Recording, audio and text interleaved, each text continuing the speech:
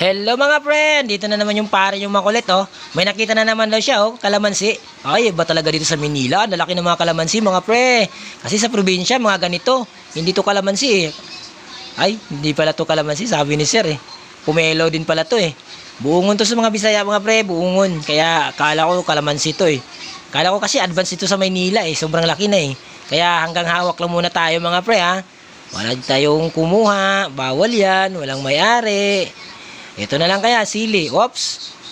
Huwag mong tuloy ang iniisip mo. Bawal din yan. Kaya, alis na muna tayo. Walang mayari dito. Pagagalitan tayo. Sige mga pre, punta na kami sa ibang area namin. May fiber cut daw eh. Oops. Oy.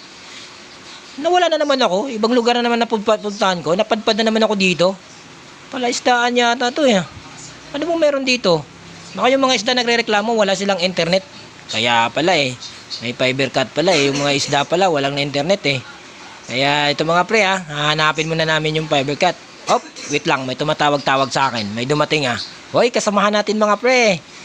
Gusto magpapa-shoutout daw mga pre. Okay, shoutout kay pala kay paring Ramilo, Charlie Ramilo, tsaka sa driver na si Kuya Bong. Ingat kayo palagi sa trabaho pre ha. Safety first ha. Goodbye.